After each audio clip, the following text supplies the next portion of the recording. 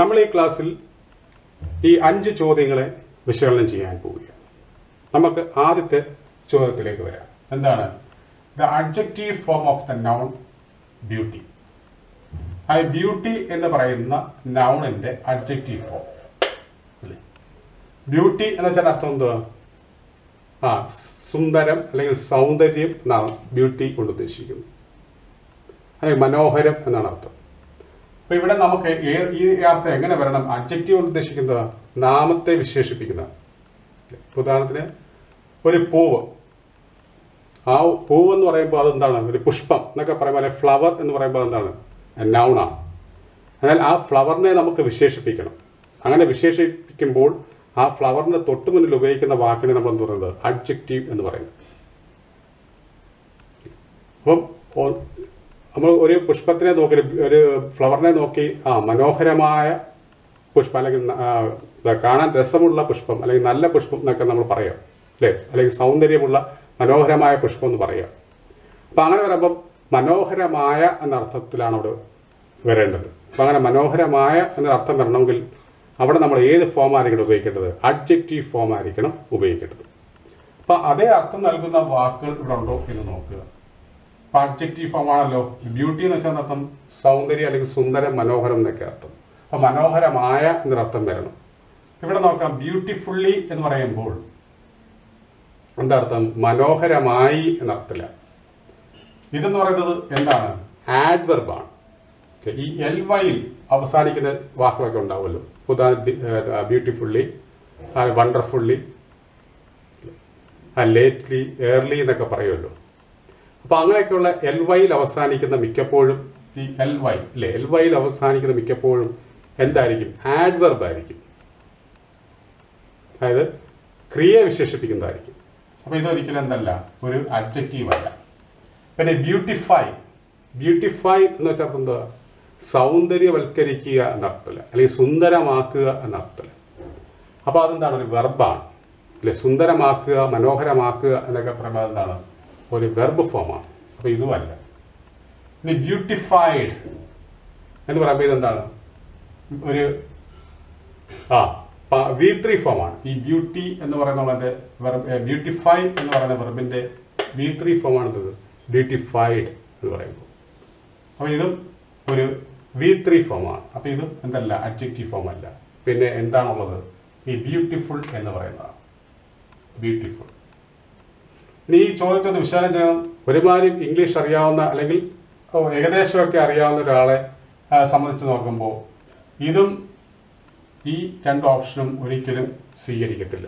കാരണം അർത്ഥം അറിയാവുന്നതുകൊണ്ട്.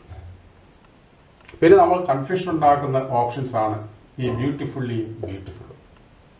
കാരണം ഇത് രണ്ടും വിശേഷണങ്ങളാണ്, അല്ലെ? ബ്യൂട്ടിഫുള്ളി എന്ന് പറയുന്ന വാക്കും വിശേഷിപ്പിക്കുന്നതാണ്, ബ്യൂട്ടിഫുൾ എന്ന് പറയുന്ന വാക്കും വിശേഷിപ്പിക്കുന്നതാണ്. എന്നാൽ ഇത് എന്തിനെയൊക്കെ വിശേഷിപ്പിക്കുന്നു അത് കൃത്യമായി അറിയാവുന്നവർക്ക് മാത്രമേ ഇങ്ങനെയൊക്കെയുള്ള ചോദ്യത്തിന് ഉത്തരം എഴുതാൻ പറ്റത്തുള്ളൂ, അല്ലെ? കഴിഞ്ഞ ക്ലാസ്സിൽ നമ്മൾ പറഞ്ഞു, PSC മിക്കപ്പോഴും ഓപ്ഷൻസ് തരുന്നതിൽ 4 ഓപ്ഷൻസിൽ 2 എണ്ണം ഏകദേശം ശരിയായിട്ടുള്ളതായിരിക്കും, സാമ്യമുള്ളതായിരിക്കും. എന്നാൽ 2 എണ്ണം അതുമായിട്ട് യാതൊരു ബന്ധവുമില്ലാത്തതായിരിക്കും. അതുകൊണ്ട് ഒരുമാതിരി കാര്യങ്ങൾ അറിയാവുന്നവർക്ക് ആ 2 കാര്യങ്ങൾ ഒഴിവാക്കാം. പക്ഷേ ഈ പറയുന്ന ഈ 2 ശരിയാണെന്ന് തോന്നിപ്പിക്കുന്ന 2 ഓപ്ഷൻസ് ആയിരിക്കും നമ്മളെ കൺഫ്യൂസ് ചെയ്യിപ്പിക്കും. പക്ഷെ അത് കൃത്യമായിട്ട് അറിയാവുന്നവർക്ക് എന്ത് ചെയ്യാൻ പറ്റും? അത് കറക്റ്റായിട്ട് ഉത്തരം എഴുതാൻ പറ്റും. ഇപ്പൊ ഇവിടെ തന്നെ ബ്യൂട്ടിഫുള്ളി എന്ന് പറയുമ്പോഴും ബ്യൂട്ടിഫുൾ എന്ന് പറയുന്നതും വിശേഷിപ്പിക്കുന്നതാണ്. എന്നാൽ ബ്യൂട്ടിഫുള്ളി എന്ന് പറയുമ്പോൾ അത് എന്തിനെ വിശേഷിപ്പിക്കുന്നതാണ്? വെർബിനെ വിശേഷിപ്പിക്കുന്നതാണ്, ക്രിയയെ വിശേഷിപ്പിക്കുന്നതാണ്, അല്ലെങ്കിൽ അത് ക്രിയാവിശേഷണമാണ്. ക്രിയാവിശേഷണത്തിന് ഇംഗ്ലീഷ് എന്തുവാ? ആഡ്വർബ് എന്നാണ്. ഇവിടെ ചോദിച്ചിരിക്കുന്നത് എന്തുവാ? അഡ്ജക്റ്റീവ് എന്നാണ്. അഡ്ജക്റ്റീവ് എന്ന് വെച്ചാൽ എന്തർത്ഥം? നാമവിശേഷണം എന്നാണ്, അല്ലേ? അപ്പൊ അങ്ങനെ ഇവിടെ നാമവിശേഷണമായിട്ട് വരുന്നത് ഏതാ? ഈ ബ്യൂട്ടിഫുൾ ആണ്. ബ്യൂട്ടിഫുളിന്റെ അർത്ഥം എന്താ?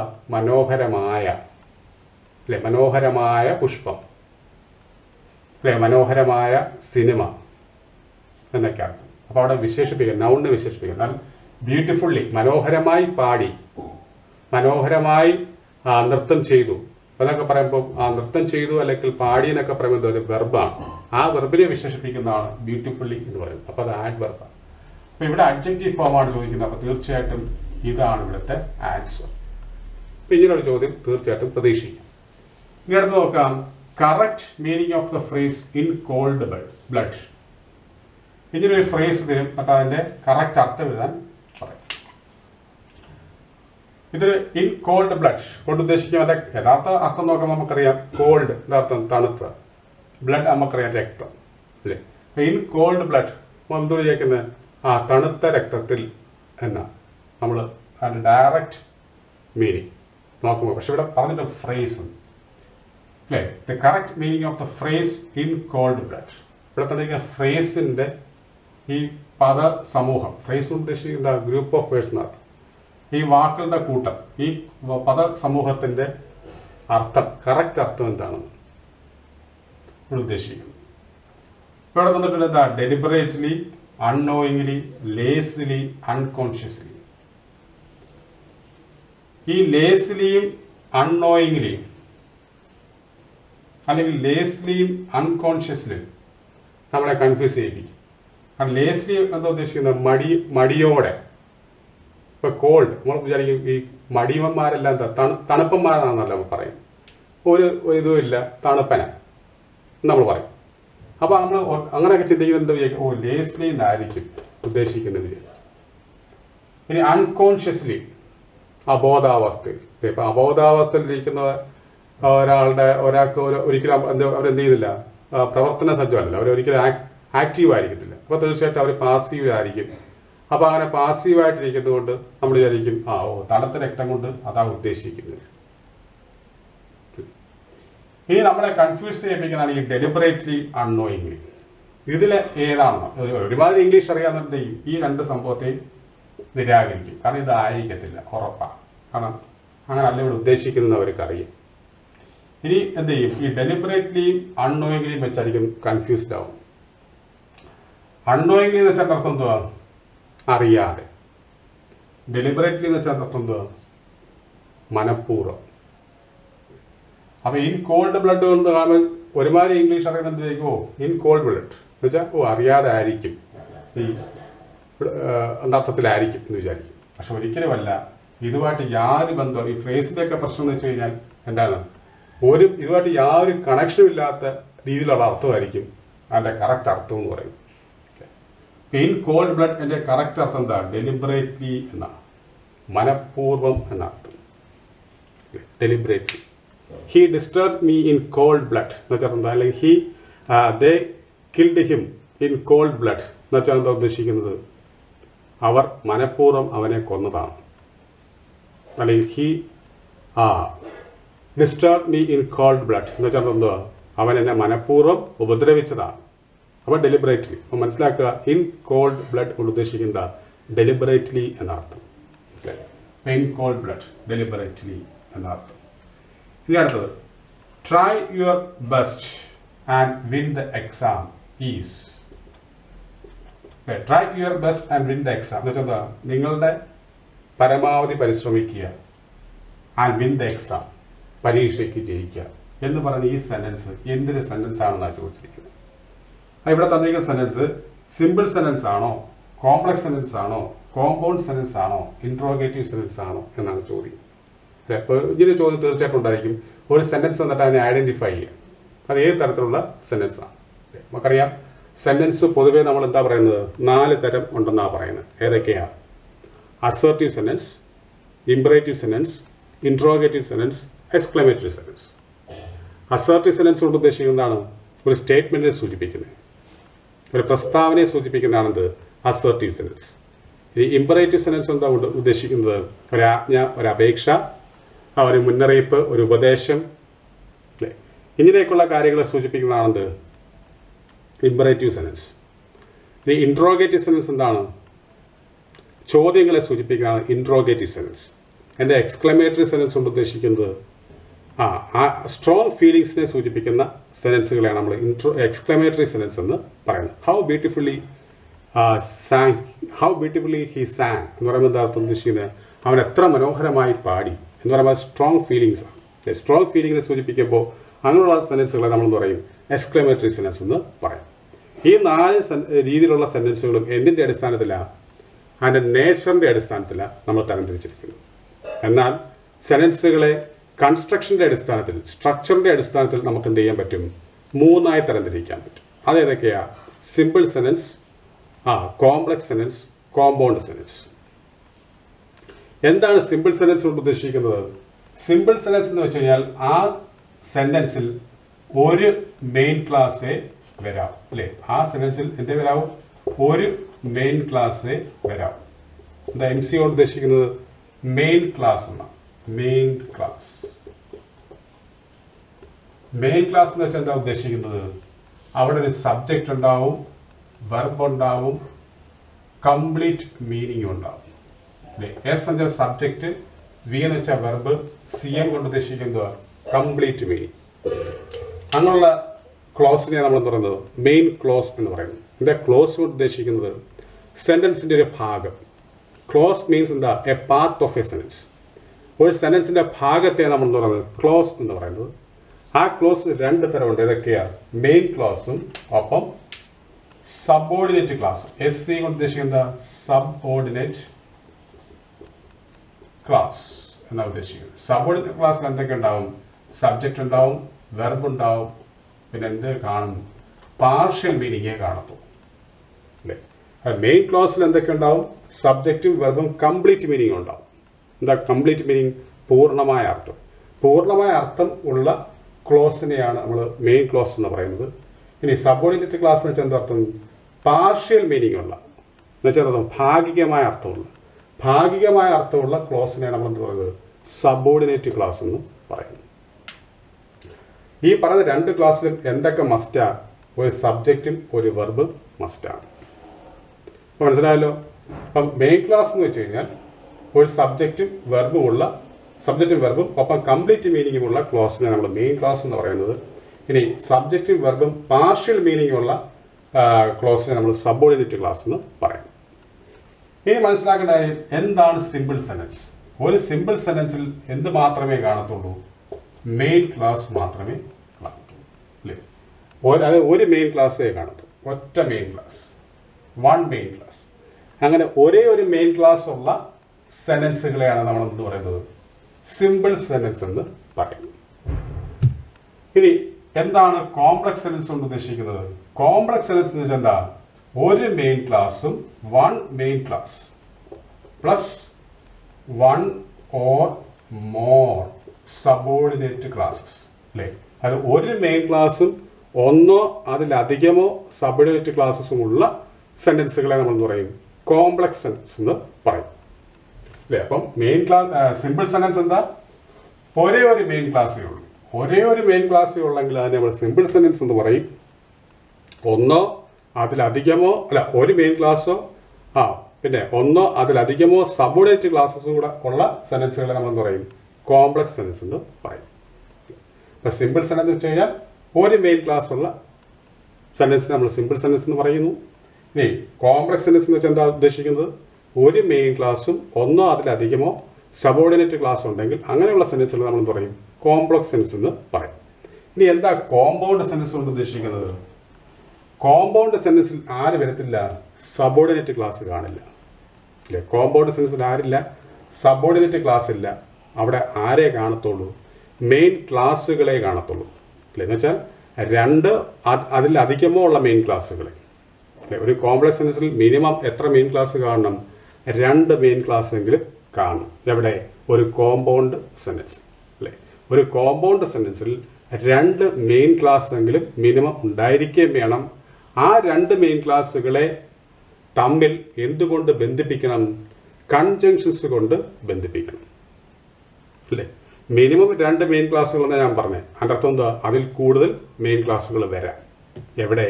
ഒരു കോമ്പൗണ്ട് സെനൻസിൽ. അപ്പം അതിൻ്റെ അർത്ഥം എന്താ? 2 അതിലധികമോ ഉള്ള മെയിൻ ക്ലാസ്സുകളെ കൺജങ്ഷൻസ് കൊണ്ട്, അല്ലേ? കൺജങ്ഷൻസ് നമുക്കറിയാതൊക്കെ ആൻഡ്, ബട്ട്, യെറ്റ്, ഹവർ എന്നൊക്കെ പറയത്തില്ലേ? അതിനെ നമ്മൾ പറയുന്നത് കൺജങ്ഷൻസ് എന്ന് പറയും. അപ്പോൾ അങ്ങനെയുള്ള ആൻഡ്, ബട്ട് എന്നൊക്കെ പറയുന്ന കൺജങ്ഷൻസ് കൊണ്ട് നമ്മൾ കൂട്ടി യോജിപ്പിക്കുകയാണെങ്കിൽ ആരെ? ഈ പറഞ്ഞ 2 അതിലധികമോ ആയിട്ടുള്ള മെയിൻ ക്ലാസ്സുകളെ കൺജങ്ഷൻസ് കൊണ്ട് കൂട്ടി യോജിപ്പിച്ചിട്ടുണ്ടെങ്കിൽ അങ്ങനെയുള്ള സെനൻസുകളെ നമുക്കെന്ന് പറയാം? കോമ്പൗണ്ട് സെനൻസ് എന്ന് പറയാം. അപ്പം സിമ്പിൾ സെൻറ്റൻസ് എന്താ? ഒരേ ഒരു മെയിൻ ക്ലാസ് ഉള്ള നമ്മൾ എന്ത് പറയാം? സിമ്പിൾ സെൻറ്റൻസ് എന്ന് പറയും. എന്താ മെയിൻ ക്ലാസ്? സബ്ജക്റ്റും വെർബും കംപ്ലീറ്റ് മീനിങ്ങും ഉള്ള ക്ലാസ്സിനെ നമ്മൾ പറയുന്നത് മെയിൻ ക്ലാസ് എന്ന് പറയുന്നു. ഇനി എന്താ സബോർഡിനേറ്റ് ക്ലാസ്? സബ്ജക്റ്റും വെർബും പാർഷ്യൽ മീനിങ്, ഭാഗികമായ അർത്ഥമുള്ളൂ. അങ്ങനെയുള്ള നമ്മൾ പറയും സബോർഡിനേറ്റ് ക്ലാസ് എന്ന് പറയും. അപ്പോൾ ഇങ്ങനെയുള്ള മെയിൻ ക്ലാസ് അല്ലേ, ഇങ്ങനെയുള്ള ഒറ്റ ഒരു മെയിൻ ക്ലാസ് വരുന്ന സെൻറ്റൻസിനെ നമ്മൾ സിമ്പിൾ സെൻറ്റൻസ് എന്ന് പറയുന്നു. ഇനി ഒരു മെയിൻ ക്ലാസ്സും ഒന്നോ അതിലധികമോ ആയിട്ടുള്ള സബോർഡിനേറ്റ് ക്ലാസ്സുകൾ വരുന്ന സെൻറ്റൻസുകളെ നമ്മളെന്ന് പറയുന്നു കോംപ്ലക്സ് സെൻറ്റൻസ് എന്ന് പറയുന്നു. ഇനി രണ്ടോ അതിലധികമോ ഉള്ള മെയിൻ ക്ലാസ്സുകളെ കൺജങ്ഷൻസ് കൊണ്ട് ബന്ധിപ്പിക്കുകയാണെങ്കിൽ അങ്ങനെയുള്ള സെൻറ്റൻസുകളെ നമ്മളെന്ന് പറയുന്നു കോമ്പൗണ്ട് സെൻറ്റൻസ് എന്ന് പറയും. ഇനി എന്താ ഇൻട്രോഗേറ്റീവ് സെൻറ്റൻസ്? ഇൻട്രോഗേറ്റീവ് സെൻറ്റൻസിന്റെ അർത്ഥം എന്താ? ചോദ്യത്തെ സൂചിപ്പിക്കുന്നത്, ചോദ്യങ്ങളെ സൂചിപ്പിക്കുന്ന നമ്മൾ പറയും ഇൻട്രോഗേറ്റീവ് സെൻറ്റൻസ് എന്ന് പറയും. ഇൻട്രോഗേറ്റീവ് സെൻറ്റൻസിന്റെ എല്ലാ ഇൻട്രോഗേറ്റീവ് സെൻറ്റൻസിന്റെ അവസാനം എന്തുണ്ടാകും? ഒരു ക്വസ്റ്റ്യൻ മാർക്ക് ഉണ്ടാകും. ആ ക്വസ്റ്റ്യൻ മാർക്ക് ഉണ്ടെങ്കിൽ അത് തീർച്ചയായിട്ടും എന്തൊരു സെൻറ്റൻസാ? ഇൻട്രോഗേറ്റീവ് സെൻറ്റൻസാണ്. അപ്പോൾ നമുക്ക് നോക്കാം, ഇവിടെ തന്നിരിക്കുന്ന സെൻറ്റൻസിൽ ഒന്ന് ചിന്തിച്ചു നോക്കാം. ഇവിടെ അവസാനം ഒരു ക്വസ്റ്റ്യൻ മാർക്ക് ഉണ്ടോ? ഇല്ല. അതുകൊണ്ട് ഇതെന്തല്ല? ഇൻട്രോഗേറ്റീവ് സെൻറ്റൻസ് അല്ല. ഇനി ഇവിടെ തന്നിരിക്കുന്ന സെൻറ്റൻസ് ഒരു സിമ്പിൾ സെൻറ്റൻസ് ആണോ എന്ന് നോക്കാം. സിമ്പിൾ സെൻറ്റൻസിൽ എന്ത് വേണമെന്ന് പറയുന്നത്? മെയിൻ ക്ലാസ് വേണമെന്ന് പറയാം. ഇവിടെ നോക്കാം, try your best and win the exam എന്നവിടെ തന്നിരിക്കുന്നു. അപ്പം മെയിൻ ക്ലാസ് എന്ന് വെച്ചാൽ എന്താ? ഒരു സബ്ജക്റ്റോ ഒരു വെർബ് കംപ്ലീറ്റ് മീനിങ്, ഇതിനെ നമ്മൾ മെയിൻ ക്ലാസ് എന്ന് പറയും. ഇവിടെ നോക്കാം, ഈ തന്നിരിക്കുന്ന രണ്ടും, ഈ ആൻഡിന് ഇപ്പുറമുള്ള ഈ രണ്ട് നമുക്കൊന്ന് പരിശോധിക്കാം. ഈ ട്രൈ യുവർ ബെസ്റ്റും വിൻ ദ എക്സാം മാത്രം എടുത്ത് നോക്കുവാണെങ്കിൽ ഇത് ഏത് ടൈപ്പ് സെൻറ്റൻസുകളാണ്? നേച്ചറിന്റെ അടിസ്ഥാനത്തിൽ, ഞാൻ പറഞ്ഞ നേച്ചറിന്റെ അടിസ്ഥാനത്തിൽ നമുക്ക് സെൻറ്റൻസുകൾ 4ആയി തരംതിരിക്കാന്ന് പറഞ്ഞു. ഏതൊക്കെ? Assertive sentence, imperative sentence, interrogative sentence, exclamatory sentence. ഇത് 4ആയിട്ട് തരംതിരിക്കാന്ന് പറഞ്ഞു. അപ്പൊ അസർട്ടീവ് സെൻറ്റൻസ് എന്താണ്? ഞാൻ പറഞ്ഞു എന്താ? ഒരു വസ്തുത അല്ലെങ്കിൽ പ്രസ്താവനയെ സൂചിപ്പിക്കുന്നതാണെന്ന് പറഞ്ഞു. ഇനി ഇംപറേറ്റീവ് സെൻറ്റൻസ് എന്താ? ഒരു ആജ്ഞ, ഒരു ഉപദേശം, ഒരു അപേക്ഷ എന്നിവയൊക്കെ സൂചിപ്പിക്കാൻ നമുക്ക് എന്ത് പറയാം? ഇംപറേറ്റീവ് സെൻറ്റൻസ് എന്ന് പറയാം. ഇപ്പൊ ഇവിടെ നോക്കുമ്പോൾ ട്രൈ യുവർ ബെസ്റ്റ്, നിങ്ങൾ നിങ്ങളുടെ പരമാവധി ശ്രമിക്കുക എന്ന് പറയുമ്പോൾ അതെന്താണ്? ഒരു ഉപദേശമാണല്ലോ. അതുപോലെ തന്നെ വിൻ ദ എക്സാം, പരീക്ഷയ്ക്ക് ജയിക്കൂ എന്ന് പറയുന്നത് എന്താണ്? ഒരു ഉപദേശമാണ്. അപ്പൊ ഇത് രണ്ടും ഒരു ഉപദേശമാണ്. അപ്പോൾ ഈ പറഞ്ഞിരിക്കുന്ന വിൻ ദ എക്സാമും ട്രൈ യുവർ ബെസ്റ്റ് എന്ന് പറയുന്നത് എന്ത് തന്നെയാണ്? ഉപദേശങ്ങളാണ്. അപ്പോൾ തീർച്ചയായിട്ടും ഈ ട്രൈ യുവർ ബെസ്റ്റ് എന്ന് പറയുമ്പോൾ ഇതെന്താ? ഒരു ഇംപറേറ്റീവ് സെൻറ്റൻസ് ആയിട്ട് നമുക്ക് കണക്കാക്കുമല്ലോ. ഇതും ഒരു ഇംപറേറ്റീവ് സെൻറ്റൻസ് ആണ് നമുക്ക് കണക്കാക്കാം. അപ്പോൾ ഇതൊരു സെൻറ്റൻസ് ആയിട്ട് നമ്മൾ സങ്കല്പിക്കുകയാണെങ്കിൽ, ഇത് ഇത്രയും മാത്രം നമ്മൾ സെൻറ്റൻസ് ആയിട്ട് സങ്കല്പിക്കുകയാണെങ്കിൽ ഇവിടെ എന്താ ഉള്ളത്? മെയിൻ ക്ലാസ് ആണോ സബോർഡിനേറ്റ് ക്ലാസ് ആണോ? നമ്മൾ പറഞ്ഞു മെയിൻ ക്ലാസ് എന്ത് വരണമെന്ന്, അല്ലെങ്കിൽ മെയിൻ ക്ലാസ് ആയാലും സബോർഡിനേറ്റ് ക്ലാസ് ആയാലും ആരൊക്കെ ഉണ്ടാവണമെന്നും സബ്ജക്റ്റും വേണം വെർബും വേണമെന്ന് പറഞ്ഞു. ഇവിടെ നോക്കുമ്പോൾ ട്രൈ എന്ന് പറയുന്ന വെർബിനെ നമ്മൾ കണ്ടു, വിൻ എന്ന് പറയുന്ന വെർബിനെ കണ്ടു. അപ്പോൾ ഇവിടെ രണ്ടിടത്തും വെർബുകളുണ്ട്, പക്ഷെ എന്തില്ല? സബ്ജക്റ്റ് ഇല്ല. അപ്പോൾ എന്നാൽ ഇവിടെ സബ്ജക്റ്റ് ഒളിഞ്ഞ് കിടപ്പുണ്ട് കാണിക്കും. കാരണം ഇത് എന്തൊരു സെൻറ്റൻസാണ്? ഇംപറേറ്റീവ് സെൻറ്റൻസാണ്. ഇംപറേറ്റീവ് സെൻറ്റൻസിന്റെ സബ്ജക്റ്റ് എപ്പോഴും എന്ത് തന്നെയായിരിക്കും? യു ആയിരിക്കും. ആരായിരിക്കും? യു. യു ആയിരിക്കും എപ്പോഴും ഏതിന്റെ സബ്ജക്റ്റ്? ഒരു ഇംപറേറ്റീവ് സെൻറ്റൻസിന്റെ. ഒരു ഇംപറേറ്റീവ് സെൻറ്റൻസ് സബ്ജക്റ്റ് എപ്പോഴും എന്ത് തന്നെയായിരിക്കും? യു ആയിരിക്കും. കാരണം ഇംപറേറ്റീവ് സെൻറ്റൻസ് എപ്പോഴും സെക്കൻഡ് പേഴ്സണോട് പറയുന്നതാണ് അല്ലേ? അത് രണ്ടാമത്തെ വ്യക്തിയോട് പറയുന്നതാണ്. ആദ്യത്തെ വ്യക്തി, ഈ പറയുന്നത് എപ്പോഴും ആദ്യത്തെ വ്യക്തിയായിരിക്കും. ഇത് കേൾക്കുന്നതും അല്ലെങ്കിൽ ഇത് ആരെയാണോ പറയുന്നത് അത് ഉദ്ദേശിക്കപ്പെടുന്ന വ്യക്തിയും ആരായിരിക്കും? രണ്ടാമത്തെ വ്യക്തിയായിരിക്കും. അത് സെക്കൻഡ് പേഴ്സൺ. സെക്കൻഡ് പേഴ്സൺ നമ്മളെന്ന് പറയുന്നത് യു എന്ന് പറയുന്നു. അത് ഈ പറയുന്ന ആക്കും കേൾക്കുന്ന ആക്കും അറിയാം. അതുകൊണ്ടൊരു പൊതുവായ തത്വമാണ് എന്ത്, അല്ലെങ്കിൽ പൊതുവായ ഒരു നിയമമാണ് എന്ത്, എപ്പോഴും എല്ലാ ഇംപറേറ്റീവ് സെൻറ്റൻസിൻ്റെയും സബ്ജക്റ്റ് എന്തായിരിക്കും? യു ആയിരിക്കും അല്ലേ? എല്ലാ ഇംപറേറ്റീവ് സെൻറ്റൻസുകളുടെയും സബ്ജക്റ്റ് എന്ത് തന്നെയായിരിക്കും? യു ആയിരിക്കും. അങ്ങനെ യു ആയതുകൊണ്ട്, ആ ഇംപറേറ്റീവ് സെൻറ്റൻസ് സബ്ജക്റ്റ് എപ്പോഴും യു ആയതുകൊണ്ട് അത് പ്രത്യേകിച്ച് ഇവിടെ പറയാറില്ല. സെൻറ്റൻസുകൾ, ഇംപറേറ്റീവ് സെൻറ്റൻസുകളിൽ പറയാറില്ല. എന്നാൽ അത് ഹിഡൻ ആണ്, അത് ഒളിഞ്ഞ് കിടപ്പുണ്ട്, അത് അണ്ടർസ്റ്റുഡ് ആണ്. എന്ത്? യു എന്ന് പറഞ്ഞ സബ്ജക്റ്റ് അവിടെ അണ്ടർസ്റ്റുഡ് ആണ്. അതുകൊണ്ടാണ് നമ്മൾ എടുത്ത് പറയാത്തത് ഇവിടെ അല്ലേ? ആക്ച്വലി ഇത് എന്താ പറയണ്ടേ? You try your best and you win the exam എന്നാ പറയണ്ടേ അല്ലേ? You try your best and you win the exam എന്നാണ് യഥാർത്ഥത്തിൽ പറയേണ്ടത്. പക്ഷെ അത് പറയുന്നില്ല, നമ്മൾ യു എന്ന് പറയുന്നില്ല. കാരണം എന്താ, ഇവിടെ അണ്ടർസ്റ്റുഡ് ആണ്. അതുകൊണ്ട് നമ്മൾ എങ്ങനെ പറയത്തുള്ളൂ, try your best and win the exam. അതായത് നമ്മൾ മനസ്സിലാക്കേണ്ട കാര്യം, ഈ രണ്ടിനകത്തും ആരുണ്ട്, യു എന്ന് പറയുന്ന സബ്ജക്റ്റ് ഉണ്ട്. ഈ യു എന്ന് പറയുന്ന സബ്ജക്റ്റ് രണ്ടിടത്തും ഉണ്ട്. പിന്നെ ഇവിടെ ഇത്രയും മാത്രം നോക്കുമ്പോൾ യു ട്രൈ യുവർ ബെസ്റ്റ് എന്ന് പറയുമ്പോൾ അവിടെ എന്ത് വന്നു, ഒരു സബ്ജക്റ്റ് വന്നു, ഒരു വെർബ് വന്നു, കംപ്ലീറ്റ് മീനിങ് വന്നല്ലോ അല്ലേ. യു ട്രൈ യുവർ ബെസ്റ്റ് ഉണ്ടെന്ന് വെച്ചിരിക്കുന്നത് നിങ്ങൾ നിങ്ങളുടെ പരമാവധി എന്ത് ചെയ്യുക, ശ്രമിക്കുക എന്ന് പറയുമ്പോൾ അവിടെ പൂർണ്ണമായ അർത്ഥമുണ്ടല്ലോ. അതുപോലെ യു വിൻ ദ എക്സാം എന്ന് മാത്രം പറയുമ്പോൾ അവിടെ എന്തുണ്ട്, നിങ്ങൾ പരീക്ഷയ്ക്ക് ജയിക്കുക എന്ന് പറയുമ്പോൾ അവിടെ എന്തുണ്ട്, ഒരു പൂർണ്ണമായ അർത്ഥമുണ്ട്. അങ്ങനെയാകുമ്പോൾ ഈ പറയുന്ന യു ട്രൈ യുവർ ബെസ്റ്റ് എന്ന് പറയുന്ന ഒരു മെയിൻ ക്ലാസ് ആണല്ലോ. അതുപോലെ തന്നെ യു വിൻ ദ എക്സാം എന്ന് പറയുന്നത് എന്ത് തന്നെയാണ്, ഒരു മെയിൻ ക്ലാസ് ആണ് അല്ലേ. യു ട്രൈ യുവർ ബെസ്റ്റ് എന്ന് പറയുന്നതും അതുപോലെ യു വിൻ ദ എക്സാം എന്ന് പറയുന്നത് എന്ത് തന്നെയാണ്, മെയിൻ ക്ലാസ് ആണ്. കാരണം എന്താ, ഒരു മെയിൻ ക്ലാസ്സിൽ ആര് വരണം, സബ്ജക്റ്റ് വരണം. ഇവിടെ രണ്ടിടത്തും യു എന്ന് പറയുന്ന സബ്ജക്റ്റ് ഉണ്ടല്ലോ. ഇനി ആര് വരണം, വെർബ് വരണം. ഇവിടെ രണ്ടിടത്തും ആരുണ്ട്, വെർബ് ഉണ്ടല്ലോ. ഇവിടെ ട്രൈ എന്ന് പറയുന്ന വെർബും ഇവിടെ വിൻ എന്ന് പറയുന്ന വെർബും. ഈ പറയുന്ന കംപ്ലീറ്റ് മീനിങ് വരണം. ഇവിടെ രണ്ടിടത്തും കംപ്ലീറ്റ് മീനിങ് ഉണ്ടല്ലോ. യു ട്രൈ യുവർ ബെസ്റ്റ് എന്ന് വെച്ചാൽ അർത്ഥം എന്തോ, നിങ്ങൾ നല്ലപോലെ ശ്രമിക്കുക. അതുപോലെ യു വിൻ ദ എക്സാം എന്ന് പറയുന്ന അർത്ഥം എന്തോ, നിങ്ങൾ പരീക്ഷയ്ക്ക് ജയിക്കുക. ഇവിടെ രണ്ടിടത്തും എന്തുണ്ട്, പൂർണ്ണമായ അർത്ഥമുണ്ട്. അപ്പോൾ ഇത് രണ്ട് മെയിൻ ക്ലാസ്സുകളാണ്. അപ്പോൾ രണ്ട് മെയിൻ ക്ലാസ് ഉണ്ട്. ആ രണ്ട് മെയിൻ ക്ലാസ്സുകളെ എന്തുകൊണ്ട് ബന്ധിപ്പിച്ചിരിക്കുന്നു, ആൻഡ് എന്ന് പറയുന്ന കൺജങ്ഷൻ കൊണ്ട് ബന്ധിപ്പിച്ചിരിക്കുന്നു. അങ്ങനെ രണ്ടോ അതിലധികമോ ഉള്ള മെയിൻ ക്ലാസ്സുകളെ കൺജങ്ഷൻസ് കൊണ്ട് ബന്ധിപ്പിക്കുകയാണെങ്കിൽ അങ്ങനെയുള്ള സെന്റൻസുകളെ നമ്മൾ എന്താണ് വിളിക്കേണ്ടത്, കോമ്പൗണ്ട് സെന്റൻസ് എന്നാണ് പറയുന്നത്. അപ്പോൾ ഇവിടെ തന്നിരിക്കുന്ന ഈ സെന്റൻസ് പറയുന്നത് എന്തൊരു സെന്റൻസ് ആണ്, കോമ്പൗണ്ട് സെന്റൻസ് അല്ലേ. എന്തുകൊണ്ടാണ് ഇവിടെ ഇമ്പറേറ്റീവ് സെന്റൻസ് തന്നെ തരാൻ കാരണം, നമ്മളെ കൺഫ്യൂസ് ചെയ്യിപ്പിക്കാൻ വേണ്ടിയാണ്. കാരണം സബ്ജക്റ്റ് ഉണ്ടെങ്കിലേ അതിനെ ക്ലോസ്, അല്ലെങ്കിൽ സബ്ജക്റ്റ് ഉണ്ടെങ്കിലേ അതിനെ നമുക്ക് എന്ത് വിളിക്കാൻ പറ്റത്തുള്ളൂ, ക്ലോസ് എന്ന് വിളിക്കാൻ പറ്റത്തുള്ളൂ അല്ലേ. സബ്ജക്റ്റ് ഉള്ള ഒരു ഗ്രൂപ്പ് ഓഫ് പേഴ്സണെ അല്ലെങ്കിൽ ഒരു ഭാഗത്തെ നമുക്ക് എന്തെന്ന് വിളിക്കാൻ പറ്റത്തുള്ളൂ, ക്ലോസ് എന്ന് വിളിക്കാൻ പറ്റത്തുള്ളൂ. അത് മെയിൻ ക്ലാസ് ആണോ സബോർഡിനേറ്റ് ക്ലാസ് ആണോ തിരിച്ചറിയുന്നത് എന്തിനെ അടിസ്ഥാനപ്പെടുത്തിയ, പൂർണ്ണമായ അർത്ഥം നൽകുന്നു എങ്കിൽ അത് മെയിൻ ക്ലാസും, പൂർണ്ണമായ അർത്ഥം നൽകുന്നില്ല പകരം ഭാഗികമായ അർത്ഥം ഏത് എന്നുള്ളെങ്കിൽ അതെന്തായിരിക്കും, സബോർഡിനേറ്റ് ക്ലാസ്സും ആയിരിക്കും. അപ്പോൾ ഇവിടെ സബ്ജക്റ്റ് ഇല്ലാത്തിടത്തോളം കാലം നമ്മൾ കൺഫ്യൂസ്ഡ് ആണ്, ഇത് ഏതാണ് എന്ന് അല്ലേ. അങ്ങനെ സബ്ജക്റ്റ് ഇല്ലാത്തിടത്തോളം നമ്മൾ കൺഫ്യൂസ്ഡ് ആവുമെന്ന് ഈ ചോദ്യം ഇടുന്നവർക്ക് അറിയാം. അതുകൊണ്ടാണ് ഈ ഇമ്പറേറ്റീവ് സെന്റൻസ് തന്നെ ചോദിക്കാൻ കാരണമാകുന്നത് അല്ലേ. അപ്പോൾ അത് നമ്മൾ മനസ്സിലാക്കേണ്ട കാര്യം, സബ്ജക്റ്റ് ഉണ്ട്. ഇമ്പറേറ്റീവ് സെന്റൻസിന്റെ സബ്ജക്റ്റ് എപ്പോഴും, എല്ലാ ഇമ്പറേറ്റീവ് സെന്റൻസിന്റെ സബ്ജക്റ്റ് എപ്പോഴും എന്ത് തന്നെയായിരിക്കും, യു ആയിരിക്കും. അപ്പോൾ അത് ചേർത്ത് നമ്മൾ വായിക്കുമ്പോൾ ഇതൊരു മെയിൻ ക്ലാസ് ആയിട്ട് നമുക്ക് തോന്നാം, ഇതും ഒരു മെയിൻ ക്ലാസ് ആയിട്ട് നമുക്ക് കണക്കാക്കാം. അങ്ങനെ ഈ രണ്ട് മെയിൻ ക്ലാസ്സുകളെ ആൻഡ് എന്ന് പറഞ്ഞ കൺജക്ഷൻ കൊണ്ട് ബന്ധിപ്പിച്ചിട്ടുണ്ടായത് കൊണ്ട് ഇത് എങ്ങനെയുള്ള സെന്റൻസ് ആണ്, കോമ്പൗണ്ട് സെന്റൻസ് ആണ്. ഇനി അടുത്ത് നോക്കാം, none of the students dash present. ഇത് കോൺകോഡിന്റെ ഭാഗത്ത് നിന്ന് ചോദിക്കുന്ന ചോദ്യം, സബ്ജക്റ്റ് വെർബ് എഗ്രിമെന്റുമായി ബന്ധപ്പെട്ടുള്ള ചോദ്യമാണ് അല്ലേ. നമ്മൾ എപ്പോഴും മനസ്സിലാക്കേണ്ടത്, none of the students, one of the students, അല്ലെങ്കിൽ none of, one of, either of, അല്ലെങ്കിൽ നൈദർ ഓഫ് അല്ലേ.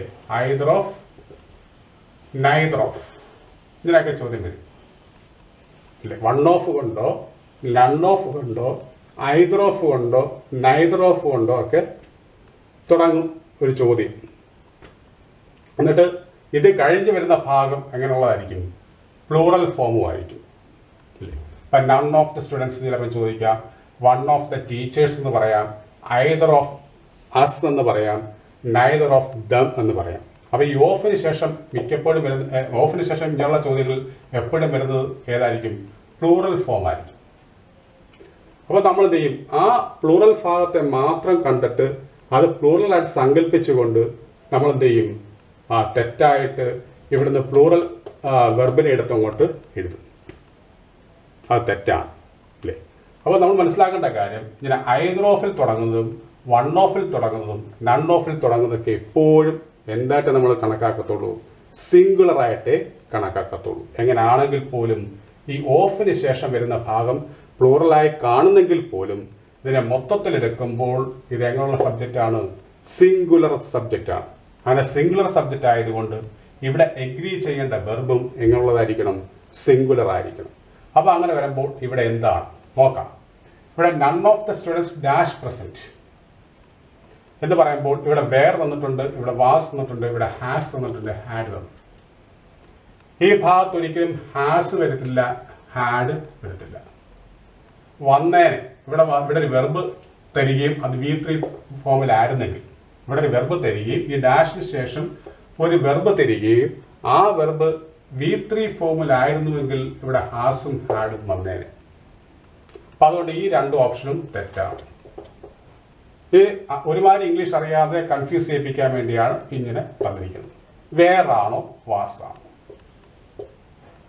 അതായത് സ്റ്റുഡൻസ് ആരും എന്തായിരുന്നില്ല, പ്രസന്റ് ആയിരുന്നില്ല എന്നാണ് ഉദ്ദേശിക്കുന്നത്. അപ്പൊ കഴിഞ്ഞ കാലത്തെ കുറിച്ച് പറയാൻ വേണ്ടിയ വേറും വാസും ഉപയോഗിച്ചിരിക്കുന്നു. ഇനി ഇതിനകത്ത് ഏത് ഞാൻ പറഞ്ഞു ഇങ്ങനെയൊക്കെ വരുമ്പോൾ ഇതെല്ലാം ഇങ്ങനെയുള്ള സബ്ജക്റ്റ് ആയിരിക്കുന്നു, സിംഗുലർ സബ്ജക്റ്റ് ആയിരിക്കുന്നു. അങ്ങനെയാകുമ്പോൾ ഇതിനകത്ത് ഏതായിരിക്കും സിംഗുലറുമായിട്ട് യോജിക്കുന്നത്? വാസായിരിക്കും. ചിലവര് അല്ലെ മിക്കവാറുള്ള ആൾക്കാർ ഈ സ്റ്റുഡൻസ് എന്ന് കണ്ടിട്ട് വേറെ എഴുതി വെക്കും. അത് തെറ്റാണ് അല്ലേ? അപ്പൊ നൺ ഓഫ് ദി എന്നോ അല്ലെങ്കിൽ ഐദർ ഓഫ് എന്നോ വൺ ഓഫ് എന്നോ നൈദർ ഓഫ് എന്നോ ഒക്കെ വരുമ്പോൾ അതെപ്പോഴും സിംഗുലർ ആണ്. അപ്പൊ അങ്ങനെ വരുമ്പോൾ ഇവിടെ എന്താണ് നമ്മൾ ഉപയോഗിക്കേണ്ടത്? വാസ് ആണ് ഉപയോഗിക്കേണ്ടത്. അപ്പോൾ ഇവിടെ none of the students was present. ഇതാണ് ഉത്തരം. ഇനി അടുത്ത് നോക്കാം. The chairman dash the meeting next week. ഈ നെക്സ്റ്റ് കാണുമ്പോൾ നമ്മൾ മിക്കവാറുള്ളവർ എന്ത് വിചാരിക്കും? അതായത് ഫ്യൂച്ചർ ടെൻസിന്റെ ടൈമിംഗ് വേർഡ്. ശരിയാണ്, നെക്സ്റ്റ് എന്ന് പറയുന്നത് എന്താണ്? സിമ്പിൾ ഫ്യൂച്ചർ ടെൻസിന്റെ ടൈമിംഗ് വേർഡ് തന്നെയാണ്. പക്ഷേ ഈ സെന്റൻസിനെ ഒന്ന് വിശകലനം ചെയ്യും. ഈ നെക്സ്റ്റ് വീക്ക് അല്ലെങ്കിൽ നെക്സ്റ്റ് എന്നുള്ളത് സിമ്പിൾ ഫ്യൂച്ചറിന്റെ ടൈമിംഗ് വേർഡ് ആയതുകൊണ്ട് പലരും എന്ത് ചെയ്യും? വിൽ ഇനാഗുറേറ്റ് എന്ന് എഴുതും. എന്നാൽ തെറ്റാണ്. ഈ സെന്റൻസ് വെച്ച് നോക്കുമ്പോൾ ഇവിടെ വിൽ ഇനാഗുറേറ്റ് എന്നല്ല വരേണ്ടത്. എന്താ കാരണം? The chairman dash the meeting next week എന്ന് ആ പറയുന്ന സെന്റൻസിനെ നമ്മളൊന്ന് പരിശോധിക്കണം. ഇവിടെ ഉദ്ദേശിക്കുന്നതാ ഒരു ചെയർമാൻ ഏതോ ഒരു അല്ലേ അല്ലെങ്കിൽ ഒരു പ്രസ്ഥാനത്തിന്റെ അല്ലെങ്കിൽ ഒരു സ്ഥാപനത്തിന്റെ ചെയർമാൻ എന്ത് ചെയ്യാൻ പോവുകയാണ്? മീറ്റിംഗ് ഉദ്ഘാടനം ചെയ്യുകയാണ്. അങ്ങനെ ഒരു സ്ഥാപനത്തിന്റെ അല്ലെങ്കിൽ ഒരു രാജ്യത്തിന്റെ അല്ലെങ്കിൽ അങ്ങനെയൊക്കെ ഉന്നത പദവിയിലിരിക്കുന്ന ആൾക്കാർ ഒരു കാര്യം ചെയ്യാൻ പോകുന്നു എന്നുള്ളത് എന്താണ്? ഒരു അറിയിപ്പാണ്. ഒരു നോട്ടീസ് കൊടുത്ത് നമ്മൾ അറിയിക്കുന്ന സംഭവമാണ്. അപ്പം അങ്ങനെയുള്ള അറിയിപ്പുകളെ നമുക്ക് എങ്ങനെയുള്ള അറിയിപ്പുകൾ എന്ന് പറയാം? ഔദ്യോഗികമായിട്ടുള്ള അറിയിപ്പുകൾ എന്ന് പറയും. ഒഫീഷ്യൽ നോട്ടീസ് ആണ്, ഒഫീഷ്യൽ നോട്ടിഫിക്കേഷൻസ് ആണത്. അപ്പം അങ്ങനെ വരുമ്പോൾ അതൊന്നും ഒരിക്കലും നമ്മൾ പ്ലെയിൻ ആയിട്ട് പറയാൻ പാടില്ല. അതെപ്പോഴും ഒഫീഷ്യൽ സെൻസിലേ പറയാം. അങ്ങനെ ഒഫീഷ്യൽ സെൻസിൽ പറയുമ്പോൾ നമ്മൾ എപ്പോഴും ഏത് ടെൻസേ അവിടെ ഉപയോഗിക്കാവൂ? സിമ്പിൾ പ്രസന്റേ ഉപയോഗിക്കാം. ഈ പറഞ്ഞ കാര്യം സിമ്പിൾ പ്രസന്റിന്റെ ഉപയോഗങ്ങളിൽ പെടുന്നതാണ്. സിമ്പിൾ പ്രസന്റിന്റെ ഉപയോഗം എന്താണ് ഇവിടെ ഉദ്ദേശിക്കുന്നത്? സിമ്പിൾ പ്രസന്റ് 5-6 ഉപയോഗങ്ങളുണ്ട്. അതിൽ പ്രധാനപ്പെട്ട ഉപയോഗങ്ങളിൽ നമ്മൾ ഏറ്റവും കൂടുതൽ ശ്രദ്ധിക്കേണ്ട ഉപയോഗങ്ങളിൽ ഒന്നാണ് എന്ത്? സമീപഭാവിയിൽ തീരുമാനിച്ചുറപ്പിച്ചു വെച്ചിരിക്കുന്ന കാര്യങ്ങളെ സൂചിപ്പിക്കുമ്പോൾ അത് ഔദ്യോഗികമായിട്ട് പ്രഖ്യാപിക്കുകയാണെങ്കിൽ അല്ലെ അങ്ങനെയുള്ള കാര്യങ്ങൾ നമ്മൾ ഒഫീഷ്യലായിട്ട് പറയുകയാണെങ്കിൽ അവിടെ നമ്മൾ ഏത് ടെൻസേ ഉപയോഗിക്കാവൂ? സിമ്പിൾ പ്രസന്റ് ടെൻസേ ഉപയോഗിക്കാം. അതായത് സമീപഭാവി. ഇവിടെ നെക്സ്റ്റ് വീക്ക് എന്ന് പറയുന്നത് സമീപഭാവിയാണ്. ഈ ചെയർമാൻ നെക്സ്റ്റ് വീക്കിൽ ഉദ്ഘാടനം ചെയ്യണം എന്നുള്ളത് നേരത്തെ ഉറപ്പിച്ചു വെച്ചിരിക്കുന്ന കാര്യം, അത് നിശ്ചയിച്ച കാര്യം. അപ്പോൾ സമീപഭാവിയിൽ തീരുമാനിച്ചുറപ്പിച്ചു വെച്ചിരിക്കുന്ന കാര്യങ്ങളെ സൂചിപ്പിക്കുമ്പോൾ നമ്മൾ അത് ഏത് ടെൻസിലേ പറയാവൂ? അത് എങ്ങനെ പറയുകയാണെങ്കിൽ അത് ഒഫീഷ്യലായിട്ട് പറയുകയാണെങ്കിൽ അല്ലേ നമുക്കങ്ങനെ ഈ സമീപഭാവിയെ തീരുമാനിച്ചുറപ്പിച്ചു വെച്ചിരിക്കുന്ന കാര്യങ്ങൾ നമുക്ക് 2 രീതിയിൽ പറയാം. നമുക്ക് ഔദ്യോഗികമായിട്ടും പറയാം, പ്ലെയിനായിട്ടും പറയാം. അത് നമ്മുടെ നിശ്ചയിച്ചുറപ്പിച്ച കാര്യം, ആ പ്ലാൻ ഓൾറെഡി പ്ലാൻഡ് ആണ്. അങ്ങനെയുള്ള കാര്യങ്ങൾ പറയുമ്പോൾ നമുക്ക് 2 ടെൻസിൽ പറയാം. സിമ്പിൾ പ്രസന്റിലും പറയാം, പ്രസന്റ് കണ്ടിന്യൂസ് ടെൻസിലും പറയാം. ഈ പ്രസന്റ് കണ്ടിന്യൂസ് നമ്മൾ പറയുന്നത് എപ്പോഴായിരിക്കും? അത് പ്ലെയിൻ ആയിട്ട്, അത് ഫ്രണ്ട്ലി ആയിട്ടൊക്കെ പറയുമ്പോഴാണ് നമ്മൾ പ്രസന്റ് കണ്ടിന്യൂസ് ടെൻസ് ഉപയോഗിക്കുന്നത്. എന്നാൽ സിമ്പിൾ പ്രസന്റ് ഉപയോഗിക്കുന്നത് എപ്പോഴായിരിക്കും? അത് ഒഫീഷ്യലായിട്ട് പറയുമ്പോഴാണ് അല്ലേ? തീരുമാനിച്ചുറപ്പിച്ചു വെച്ചിരിക്കുന്ന കാര്യങ്ങൾ അല്ലെ സമീപഭാവിയിൽ തീരുമാനിച്ചുറപ്പിച്ചു വെച്ചിരിക്കുന്ന കാര്യങ്ങൾ നമുക്ക് ഒഫീഷ്യലായിട്ട് പറയേണ്ടി വരികയാണെങ്കിൽ അവിടെ നമ്മൾ ഏത് ടെൻസ് ഉപയോഗിക്കാവൂ? സിമ്പിൾ പ്രസന്റേ ഉപയോഗിക്കാവൂ. അപ്പോൾ ഇവിടുത്തെ ആൻസർ എന്ന് പറയുന്നത് എങ്ങനെയായിരിക്കും? The chairman inaugurates the meeting next week എന്നായിരിക്കും ഇവിടുത്തെ ആൻസർ. അപ്പോൾ ഈ ചോദ്യങ്ങളും ഇത് വിശകലനം ചെയ്തതും ഒക്കെ നിങ്ങൾക്ക് നല്ലപോലെ മനസ്സിലായെന്ന് ഞാൻ കരുതുന്നു. അങ്ങനെ മനസ്സിലായിട്ടുണ്ടെങ്കിൽ തീർച്ചയായിട്ടും ഇത് നിങ്ങളുടെ സുഹൃത്തുക്കൾ കൂടെ ഷെയർ ചെയ്യുക. അവർക്ക് കൂടി ഈ ക്ലാസ്സുകൾ ഉപകരിക്കപ്പെടട്ടെ. അപ്പം എൻ്റെ ഈ ക്ലാസ് ആദ്യമായി കാണുന്നവർ ഇനിയുള്ള ക്ലാസ്സുകൾ നിങ്ങളുടെ ഇമെയിലിലേക്ക് ലഭിക്കുവാൻ വേണ്ടി തീർച്ചയായിട്ടും എൻ്റെ ഈ ചാനൽ ഒന്ന് സബ്സ്ക്രൈബും ചെയ്യുക.